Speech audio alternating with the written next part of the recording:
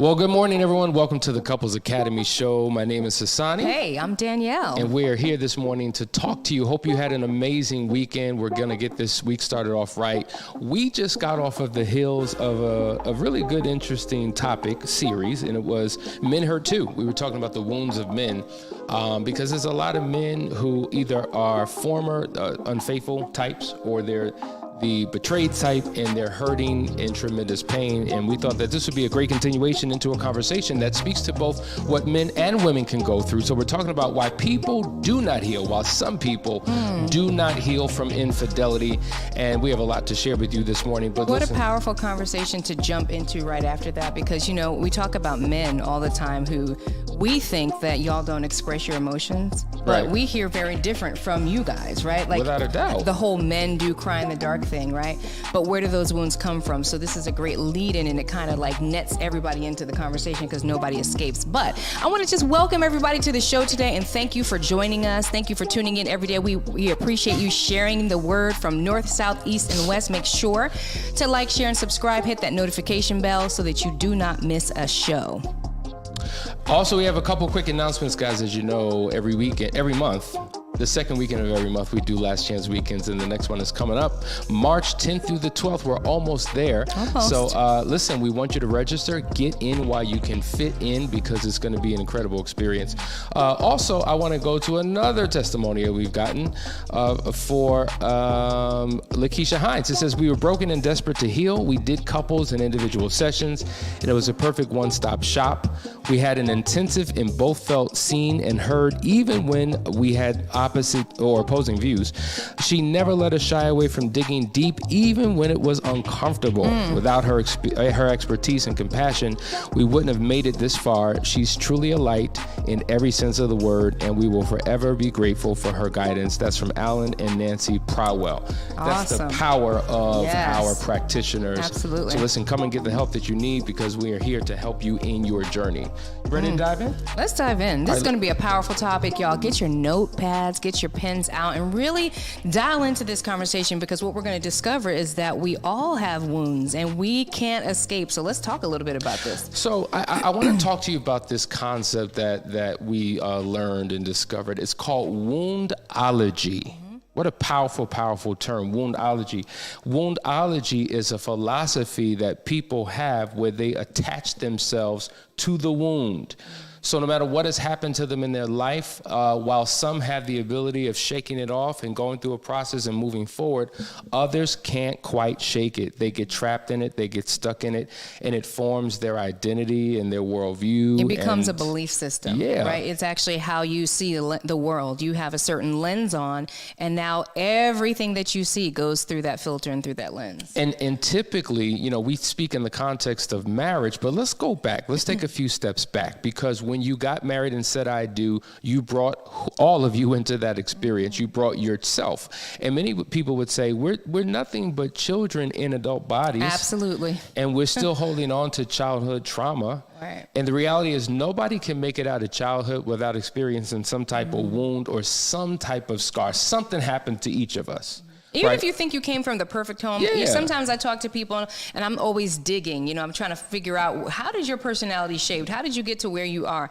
And people will say things to me like, oh, I had a perfect upbringing. You know, my parents adored me. And, you know, my mother was a great homemaker and she loved us. My father, he worked. And then you find out, you keep digging into this personality style and you see that not everything is the worst negative kind of trauma. Some trauma, our parents actually think we're doing our children a service. Sometimes the way that we treat our children traumatizes them, even when we're trying to do a good thing, like overpraising, overprotecting, helicopter momming. All these things create and shape a personality and cause trauma. I'm reading a phenomenal book right now, and it's entitled It Didn't Start With You, and it talks about the trauma that goes back generations sometimes. Yes, I love that book. One thing that's interesting that the book talks about, it makes a difference between what you go through and your reaction to it. So for instance, two people can go through the same exact thing. It's traumatic for one and not the other. So it's your ability to respond or inability to effectively respond that creates the trauma. which is interesting, right? I mean, think about your household, like how you grew up. Like I have a household of 4. We all went through the trauma that we went through, and we all handled it differently. And there is a slight misconception about like, okay, well, if you're in a house that there was trauma and one person goes through it unscathed and they just appear to have it all together while the other one just completely lost it and they just are, you know, in rehab, you know, they decided to go to drugs, whatever the case may be, both of you still experienced trauma. How you handled it was completely different. And even when someone doesn't show symptoms, it could be that those emotions are suppressed. They could still be traumatized, but it's all about how you go through these experiences that shape the personality. So once again, we're talking about the childhood because the fact of the matter is people who are able to overcome situations and circumstances in life, it gives us an indication of their ability to overcome the situation in their marriage. People who have struggled and have really been stuck in emotional hurt and pain because of childhood trauma, oftentimes that is an indication of how they may show up when trauma hits the marriage, okay? So let's just talk about some experiences that we've all, well, not all of us, but some of us may have had as children that have negatively shaped how we have kind of handled things. Number one, experiencing favoritism. That's a good one. Yeah, that kind of leads into what I was saying. Because I mean, favoritism, I was my mother's favorite, right? You can already hear the trauma in the household as a result. If there were other siblings, but you felt that you were the favorite, that means that the other children felt that they were not favored, right? And in that, there's a lot of expectation with the favored one, right? You are to be held to a standard. You can't mess up. So there's a lot of things that go into being the favored child, and the fact that could actually be considered trauma. But here's the other thing. If you were the favorite child and I wasn't, now I'm feeling neglect, possible abuse, all the other children, which is another form of the way one perceives it is traumatic for them, and it shapes them. And once again, we're talking about the identity that people hold on to. So if I feel like I was abused as a child, I was neglected as a child, or I was even the favorite one as a child, I may enter into my adulthood with that same mindset, right. I'm that supposed stigma, to be favored in my relationship. Hold on. Wait a minute. There's something wrong with me? How is that a possibility that there's something wrong with me? I am the favored one. I never saw nobody ever said anything negative about me. That's my story, because as a child growing up in my household with 3 brothers, single mom, my brothers, all they ever did was encourage me. I was encouraged. You can do it. My mom was encouraged. You can do it, Danny. You can do it. Why? Maybe to overcompensate for the brokenness that we came from. But so when we got married, and Hassani, who tended to be overcritical, was always criticizing, I was just like, I couldn't hear nothing he had to say. So that the fact that could be a wound, right? I don't think that people understand that something as simple as being favored, and I wouldn't say that I was the favorite child. That wasn't the case in my household, but I experienced being favored, and I was the only girl, right? And so having that mindset and then going into a relationship where that's your mindset, there's a lack of balance there. So you can see how that can be a wound that you bring into your marriage and bring into the workplace and bring to your children also, if you're unaware. Now, once again, woundology is when you identify with the wound. See, that's the key. Your identification is attached to what you've experienced. So think about a person who's gone through physical illness, right? So as a child, I faced some type of physical illness, a chronic illness. I've struggled with certain, ailments throughout the course of my life. That shapes one's psyche sometimes. So they bring that woundedness, they bring that pain into their adult relationships. And so once again, when something else happens to me, I now hook onto that new pain. And you also say to yourself, see, this is my story, Everywhere I go, I'm favored, or everywhere I go, I'm neglected. People look over me, or everyone wants to abuse me, right? Like you have this perspective. It's almost like you become a magnet of the wound that you identify with. And it goes back to the lens that you're wearing. Like, this is the perspective that I see the world from, because this is how I've been shaped since I was a child. And it's never been corrected. I've never been made aware of it. Nobody's ever approached me on it, right? And so now I've got this way of being in the world, and everybody is guilty of the same charge, because that is the experience or the expectation that I have of people. Now put that into the context of your relationship. And this is apart from whatever offenses have taken place in your relationship, this is just you showing up in the relationship with that baggage. Imagine how that will affect things. And why this is important, think about it. Now, you are a child. You ever heard of that term? Man, she's got daddy issues. Like something didn't go right with her daddy. Either she didn't have a daddy or her daddy didn't treat her well. And so now it impacts how she deals with relationships. Likewise, men, a lot of times, if they didn't have a healthy, good relationship with their mother and they experience, let's just say, abandonment from a mother. It's interesting. We've had clients who said, every woman in my life has abandoned me. Every man in my life has just dogged me out and bullied me.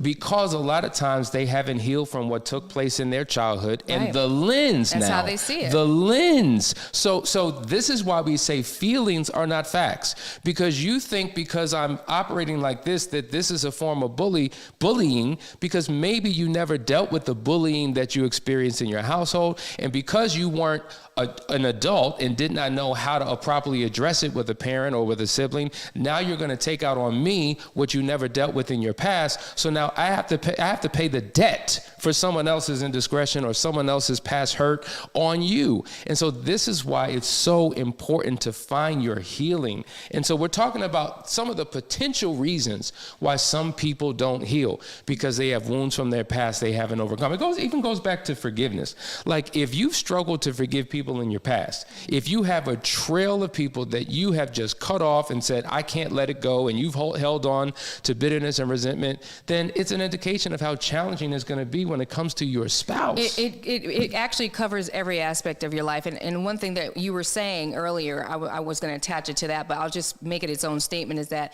in addition to it being your lens and the way that you see the world, there's also self-sabotaging behaviors, right? And so even if somebody isn't, you can be so self-sabotaging because of the way that you see things that you're setting yourself up for failure. You're causing people, like if you're somebody who you feel everybody abandons you, now you start operating in ways that cause people to leave your life because you're setting yourself up because of the way that you see things. Same thing with bullying and everything else. Even the sick person, that's a wound.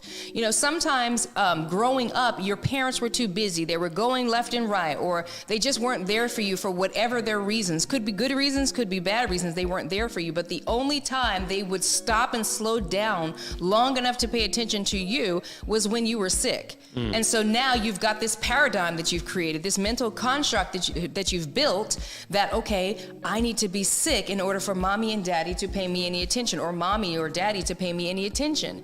And so now you've got this way of being, and it worked time and time again. You got all the attention. And so now you've grown up in this, and this is your perspective. And now when you start dating and you get into a relationship, when you get sick, you notice your girlfriend or your boyfriend come with the chicken soup. This thing works, right? And so now you become the sick one. You have identified with sickness, and you're the one that talks about, man, if there's a cold going around, I'm gonna get it. Oh, I'm just clumsy. I got a habit of falling. And you become that person because you have shaped your world around getting those needs met because something was missing in childhood. And now you're a grown adult still trying to seek attention and connection from your nurturers through your spouse. They can't keep up, folks. Wow. That was a mouthful. We're going to give you time to digest that powerful word. We're going to go to a quick commercial break. Stay tuned, and we'll be back with more information. We're talking about why some people do not heal from infidelity. You're watching the Couples Academy show. Welcome to the Couples Academy app. The Couples Academy app is your go-to hub for how to do marriage right.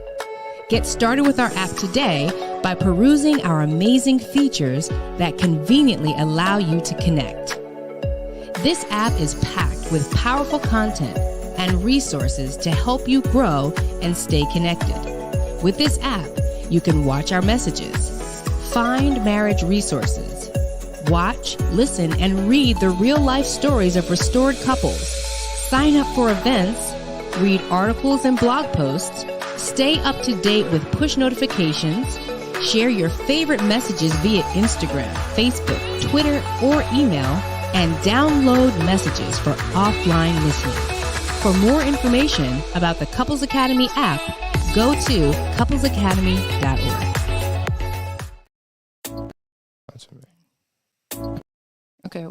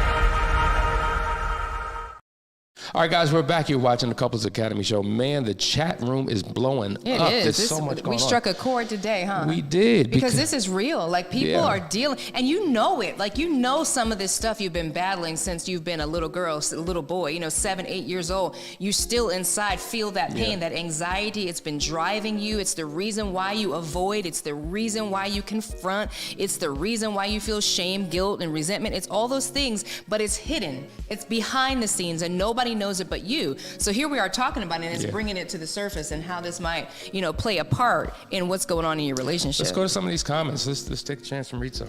I need to break that lens to move forward. Past marriage with infidelity, this relationship 16 years, infidelity almost 2 years ago, and I'm still stuck with that pain, and it's in my face everywhere I go. Wow. It's true. I mean, once you become aware of something, now you're conscious and you can actually make conscious decisions. And also, I'll say, once you become aware of something, you become accountable. So we can't just walk away from something like we didn't just see our face in the mirror, right? We have to actually start to own that and dig and start doing research. How can I shift my paradigm, which is my thinking and my way of seeing and my way of doing? Everything we do is so drenched in our patterns, and we need to know what our patterns are. Most of us are just walking around unconscious. We have no idea why we do the things that we do. Let's go to another one.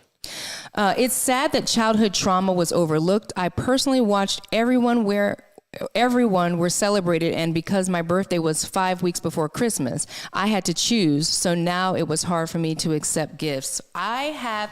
That's deep, because I know that to be true for many people. One of my closest friends, it's kind of a thing. It's like, it's my birthday, but it's also Christmas, so maybe we won't do anything. Also, another, someone else I know, a friend of mine's auntie, never ever celebrated her birthday, like forever.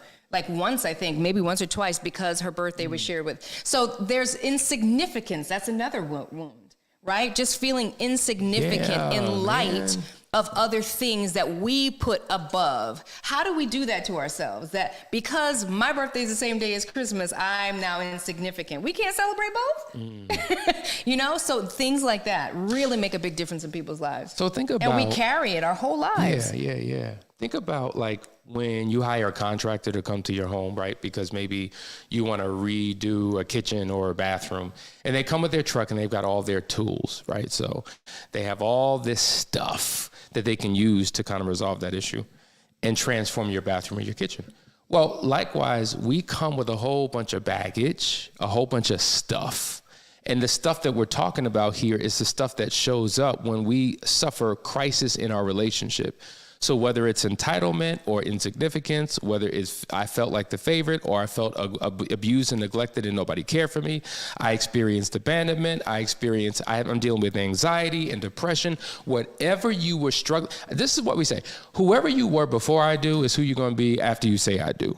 And some people think that you go through some metamorphosis or transformation because now I'm married and I'm a different person. No, you are your same self, and you take you everywhere you go. So whatever you were struggling with before, you're bringing that struggle now into the infidelity or the betrayal. And so if you are still battling issues from your past, then good God, you're still going to be battling issues from here. And this is why you have to go through a change. What are you going to say? I was just going to say, and just let's just all own our mess, like right here. Like, we are all still battling our stuff. Like, this is not something that one day you say, well, I'm going to hang this hat because I have arrived and I have conquered the beast. No. There is no such thing as conquering the beast. But what there is a constant renewing of the mind, a constant having a willingness to change, a constant in being teachable, so that when you have these epiphany and these moments where it's in front of your face again, because I will say that there are often times when it's not like this the first time you've heard this,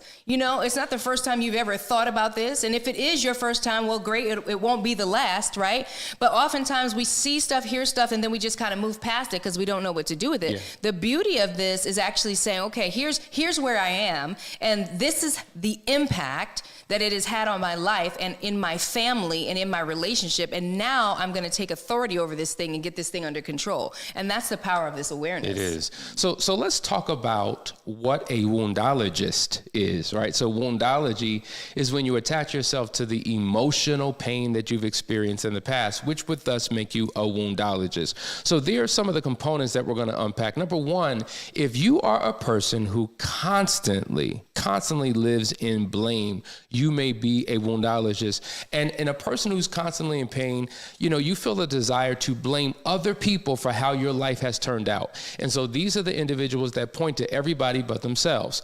They blame their parents. They blame God. They blame the devil. They blame the government. They blame the man. They blame the boss. They blame their third grade school teacher. They blame their cousin. They blame their ex-boyfriend. They blame their spouse. They blame everybody, which keeps them victimized, because whoever you blame, you've given them your power.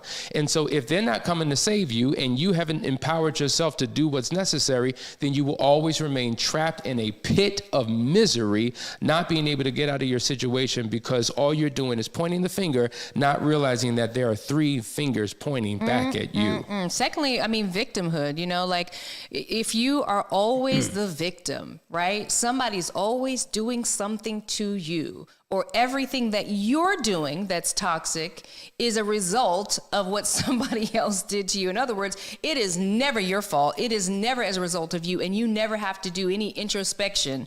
That is a problem. That means that you have this idea that it's everyone's fault and not mine. And there are benefits to being the victim. Let's just be honest. Like everything that we do, there are benefits to. All of our toxic behaviors, whether you eat too much, drink too much, smoke too much, all of that, there's some kind of benefit that you're getting out of it. And oftentimes the victim doesn't have to be held accountable. People stop, pointing the finger and stop blaming you because, oh my God, she's been through so much. He's been through so much. Let's stop, blaming her. Yeah. And no one actually requires you to do better or to change because you're a victim. And so there's benefits to being the victim, but it's also very destructive to your life. A lot of times people like this find that people exit their lives with no explanation. They don't tell them why they left. It's just because that person can't be reasoned with, and they don't want to be held accountable. Here's another deep one. Betrayal. Now, we're talking about how betrayal impacts us, but think about it from this perspective. It's you feeling as if you're betraying yourself or betraying someone else. Like, for instance, let's just say someone has passed, a sibling, a parent, something like that, and there was a deep pain associated with that loss of life. Psychologically, you believe that if I heal from the pain of the wound of this person dying, somehow you're going to forget about that person. So the emotional wound and pain attaches you to the memory of that person. So if the wound goes away and the pain goes away, then the thought of that person goes away. And now I'm betraying them even from the grave. So I've got to hold on to this memory, which attaches me to this pain so that I never forget. And think about it. If that is the psychology that you have when it comes to how you deal with pain management and how you deal with loss and grieving, then you're going to bring that right into your relationship. So therefore, if a betrayal happens, oh my God, listen, here's the challenge, Danielle. Sometimes it's not the former unfaithful person who has a problem letting go and moving past the pain and past the affair partner. Sometimes the betrayed spouse doesn't let the affair partner go. So they attach their pain and their wound to the former affair partner, and they keep that man or that woman in their mind, in their heart, fixated on what that was, and they never release it. And so even though the other spouse wants to move on and let's heal from this, the victim, if you will, never lets that other person go. Selah. That's I'm just real. saying, let that sit with you. We talking real stuff here, folks. Next one we're going to talk about is identity. And, you will begin to identify with the wound. And so this looks like somebody that, they have a story. It's almost like they've created their own 5-minute elevator pitch about the wound and what happened to them. And every time you see them, they're telling you the story. And this is who they are. And this is the experience that they have. And you have to hear it over and over again. It makes me think about an experience I had at a really powerful conference I went to last year, and it was talking about how they were talking about identity issues, and one lady stood up and she basically said that she is going to reject this term that she's divorced. Like, how long do I have to identify with being divorced? Before I was married, I was single.